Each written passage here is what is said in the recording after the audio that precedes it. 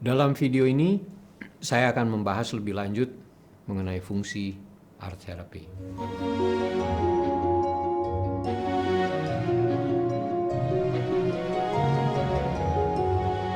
Salah satu fungsi penting di dalam art therapy adalah fungsi simbolis. Melalui gambar, lukisan, hasil pembuatan karya-karya seni, individu membuat simbol-simbol.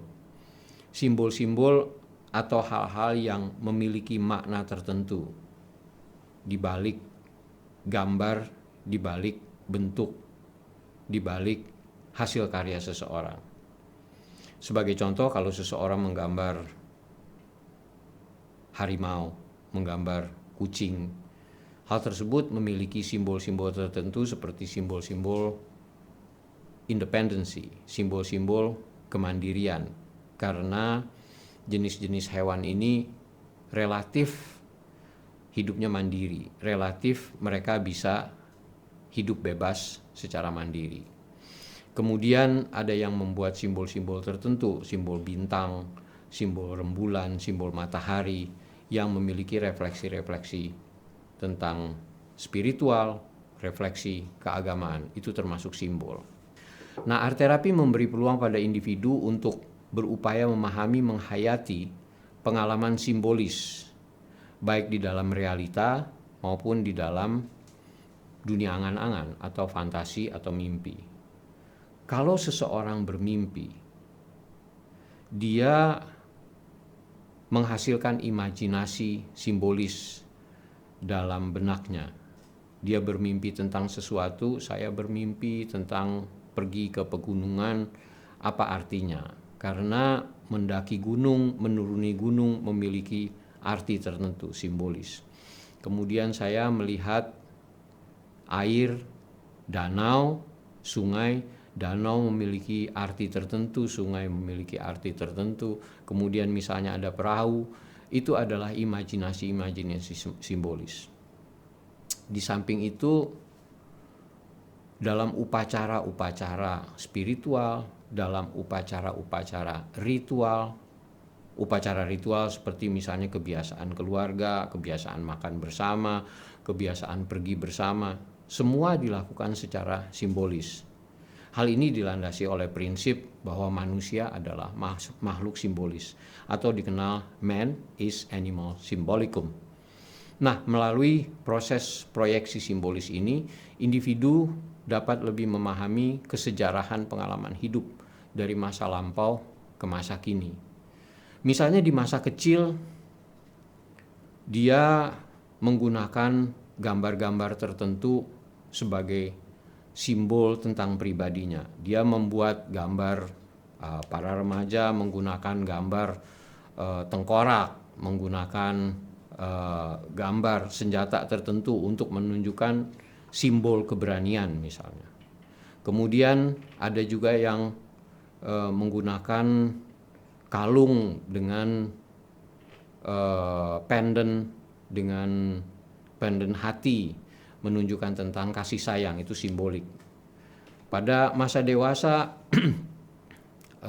dua orang menikah, melakukan ikatan pernikahan ini dengan melakukan simbolik dengan mengikat cincin pada jari manis masing-masing. Ini merupakan hal-hal yang sifatnya simbolis. Dan ini adalah merupakan langkah-langkah simbolis dari satu waktu ke waktu tertentu, dari masa kecil ke masa remaja ke masa dewasa, dari satu fase kehidupan ke kehidupan lainnya. Dalam fungsi integratif, art therapy memberi peluang pada individu untuk belajar mengintegrasikan ragam hal yang berbeda menjadi satu kesatuan. Sebagai contoh, misalnya ketika di dalam proses meronce, mungkin saja seorang individu meronce satu manik-manik dengan manik-manik yang lain, dengan manik-manik yang lain lagi, di mana tiap manik-manik memiliki kandungan nilai-nilai atau simbol-simbol tertentu.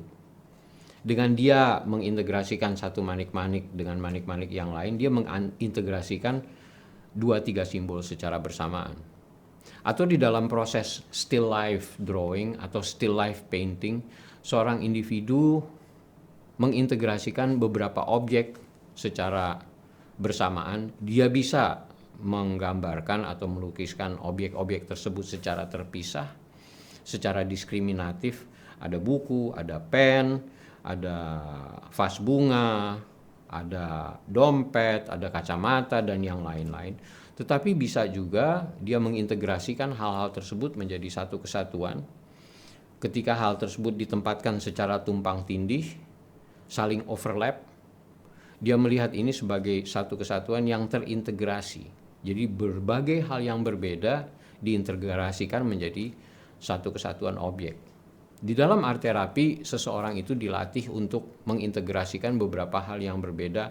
Kalau seandainya 2-3 hal yang berbeda tersebut diintegrasikan satu sama lain, apa jadinya? Itu termasuk di dalam proses art terapi. Kemudian art terapi juga memiliki fungsi konstruktif. Art terapi memberi kesempatan pada individu untuk belajar membangun bentuk tertentu, baik yang merupakan refleksi realita maupun refleksi simbolis ke dalam bentuk artistik. Fungsi konstruktif ini memiliki arti tertentu atau narasi tertentu, memiliki pemahaman sejarah tertentu yang memiliki juga nilai falsafah, budaya, edukasi, ekonomi, latar belakang, dan lain-lain. Kita lihat di dalam fungsi konstruktif, misalnya di dalam seni patung, seseorang itu dilatih untuk apakah dia membangun patung tersebut, katakanlah dengan semen atau dengan gypsum. Patung tersebut dibangun dari satu gumpalan ke gumpalan lain sehingga membentuk suatu objek tertentu, menambah. Tetapi bisa juga dia gouging atau memahat, membuang yang tidak perlu. Di satu pihak, proses tersebut dikenal sebagai aditif, menambahkan hal-hal yang perlu menjadi suatu sosok, menjadi suatu bentuk, menjadi suatu objek tertentu, atau membuang hal-hal yang tidak perlu yang tujuannya juga sama, membuat hal tersebut menjadi sosok, menjadi objek, menjadi proyeksi tertentu. Nah, di dalam seni patung atau keramik ini biasanya juga mereka atau individu-individu dilatih untuk membuat hal-hal yang baik bersifat dekoratif atau yang kita kenal sebagai pajangan semata-mata, maupun hal-hal yang bersifat fungsional atau hal-hal yang bersifat berdaya guna. Katakanlah dalam proses keramik, dalam membuat gerabah, masyarakat itu dapat dilatih untuk membuat karya-karya gerabah dari terakota, dari tanah liat, seperti misalnya untuk membuat cobek, membuat tempat masak, membuat kendi. Itu termasuk di dalam proses art terapi. Selama ini yang dilakukan adalah proses kerajinan tangan, dilakukan sebagai sarana aktivitas masyarakat, termasuk untuk berfungsi ekonomi. Tetapi hal-hal tersebut bisa digunakan sebagai sarana terapeutik di dalam proses pengembangan kreativitas maupun di dalam proses terapeutik untuk kesehatan mental. Art terapi juga memiliki fungsi inventif atau fungsi penemuan. Karena di dalam art terapi individu berkesempatan untuk melakukan eksperimen, melakukan percobaan yang biasanya juga kita kenal dengan trial and error atau coba salah, kadang-kadang salah, diperbaiki lagi, diimprove lagi, sehingga pada suatu saat seorang individu melalui proses eksperimen ini bisa menemukan metode yang selaras, yang cocok dengan dirinya. Di dalam proses art terapi ini ada kalanya individu merasa enggan, merasa cemas untuk mencoba sesuatu yang baru. Nah, disinilah letaknya tugas seorang art therapist untuk memberikan support, untuk memberikan motivasi, untuk memberikan dorongan agar rasa percaya dirinya juga tumbuh. Sehingga dalam proses inventif ini, Proses art terapi juga memberikan kesempatan bagi terapis dan bagi proses itu sendiri untuk meningkatkan, mengembangkan rasa percaya diri seorang individu apabila dia mengalami hambatan rasa percaya diri. Lalu di samping itu ada yang kita kenal sebagai regeneratif, proses rebirthing. Di dalam art terapi, proses ini sudah termasuk agak sedikit kompleks. Art terapi menjadi sarana dan wadah individu untuk merenovasi zona nyaman atau comfort zone yang kurang sehat menjadi zona nyaman yang sehat. Jadi individu diminta untuk mengungkapkan diri mengenai kebiasaan-kebiasaan dia dengan proyeksi-proyeksi visual, lalu sekarang diubah dengan kebiasaan yang lain. Saya kasih contoh konkretnya, misalnya mereka yang mengalami depresi cenderung menggunakan warna-warna yang kusam, warna-warna yang gelap dalam berekspresi. Di dalam proses art terapi secara bertahap kita mengubah warna-warna kusam, warna-warna gelap itu menjadi warna-warna yang lebih cerah. Jadi tadinya biasa mereka yang depresi gemar mendengarkan lagu yang mellow, lagu yang melankolis, menggambar hal-hal yang menyedihkan, memberikan warna-warna kusam dan gelap pada gambarnya. Itu yang kita ubah dengan lagu-lagu yang gembira. Kalau di dalam musik terapi, di dalam art terapi kita ubah warna-warna yang kusam itu menjadi warna-warna yang cerah. Dan proses ini akan menghasilkan rebirthing atau kelahiran kembali dari kondisi yang tidak nyaman menjadi kondisi yang lebih nyaman. Proses ini juga merupakan proses rekonstruksi atau reorganisasi atau mengkonstruksi ulang, mereorganisasi ulang dari bentuk yang tidak menentu, bentuk yang acak, bentuk yang random ke bentuk yang lebih berstruktur, mengubah dari bentuk yang kelam menjadi bentuk yang optimistik, mengubah dari bentuk yang rancu menjadi bentuk yang lebih tegas, lebih jelas. Dan hal ini membuat kondisi mental seseorang, baik pikiran, perasaan maupun perilaku, menjadi lebih terstruktur, dan biasanya yang terjadi adalah menjadi lebih adaptif. Adaptif artinya dia menjadi lebih mampu untuk menyesuaikan diri di dalam lingkungan.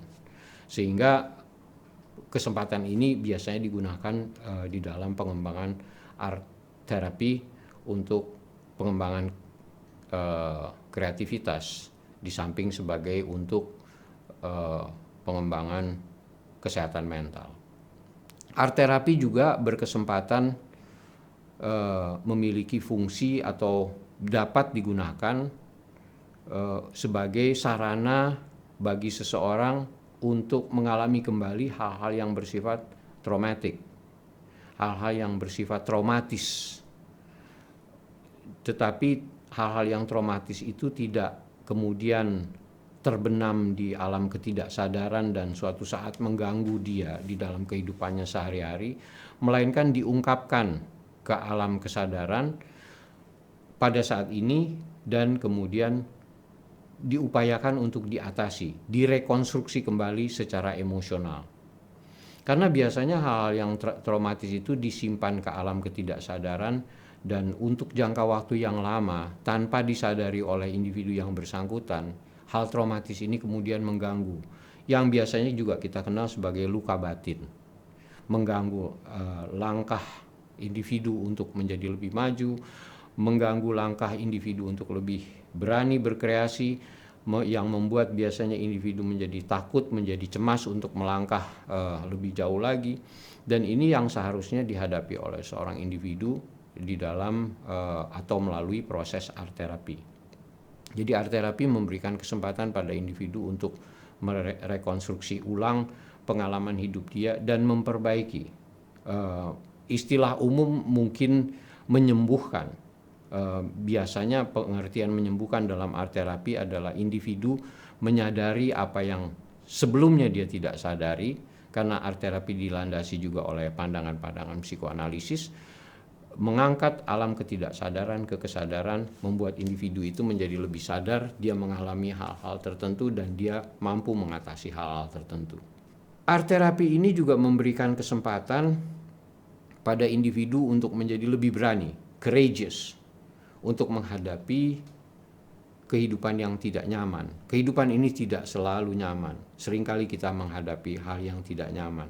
Melalui art terapi, seseorang bisa mengungkapkan diri melalui gambar, melalui lukisan, melalui keramik secara simbolis tentang peristiwa-peristiwa yang tidak nyaman yang pernah dia alami, diekspresikan melalui bentuk-bentuk tersebut sebagai bentuk katarsis dan kemudian direnovasi, direformasi. Misalnya di dalam seni keramik kita kenal dengan mengintegrasikan pecahan-pecahan keramik. Jadi keramik tersebut pecah kemudian diintegrasikan kembali. Itu dalam proses integrasi. Di dalam seni menempel atau collage, bisa seseorang itu diminta untuk mencari gambar-gambar tertentu, ditempel untuk memiliki hubungan satu sama lain, tetapi mencari gambar tertentu dengan menyobeknya tidak dengan menggunting, dengan menyobek. Ini ada tepian-tepian yang tidak merata yang biasanya banyak orang itu merasa tidak nyaman dengan hal-hal yang sifatnya tidak beraturan. Ini melatih individu untuk berusaha bisa memahami, bisa menghayati bahwa hal-hal yang terjadi di sekelilingnya mungkin saja sifatnya unexpected, mungkin saja sifatnya tidak terduga, dan dia harus berupaya untuk bisa menyelaraskan hidupnya dengan hal-hal yang tidak terduga. Jadi secara umum art terapi adalah kesempatan memberikan individu, memberikan orang untuk bisa berhubungan dengan dunia dalam. Dalam dunia psikologi kita dikenal sebagai inner sense. Di samping inner sense atau inner world, dunia dalam, termasuk juga inner sense dalam kaitan yang estetika, keindahan dalam penghayatan. Sesuatu itu senantiasa memiliki makna keindahan. Ada yang mengatakan no, karena hidup ini seringkali tidak indah. Ya, di satu pihak kita melihat pada perspektif negatif, tetapi di lain pihak ada yang melihat kondisi yang serupa dengan perspektif yang positif. Dalam konsep psikologi Maslow, dan mungkin banyak orang yang sangat familiar dengan psikologi Maslow, teori kebutuhan manusia, salah satu kebutuhan yang paling tinggi di dalam kebutuhan self-esteem, di dalam kebutuhan aktualisasi diri, jadi kebutuhan fisik, kebutuhan rasa aman, kebutuhan dimiliki dan memiliki atau sense of belonging, kemudian kebutuhan self-esteem dan kebutuhan aktualisasi diri. Pada saat individu mencapai kebutuhan aktualisasi diri, salah satu kebutuhan puncaknya adalah kebutuhan estetika. Mereka yang sudah tercukupi sandang, pangan, papan, dan lain-lain, mereka akan mencari keindahan. Mereka akan mencari kenikmatan, kebahagiaan. Dan memang keindahan itu adalah hal yang hakiki pada manusia. Manusia ingin mencari hal-hal yang indah, yang bagus. Mereka mencari baju yang bagus, mereka mencari rumah yang bagus, mereka mencari pemandangan yang bagus, dan lain-lain. Ini merupakan esensi dari salah satu kehidupan manusia, dan art terapi memberi kesempatan bagi individu untuk menghayati ragam keindahan ini dan menggunakan keindahan ini sebagai sarana untuk merekonstruksi kehidupan yang dirasakan kurang indah.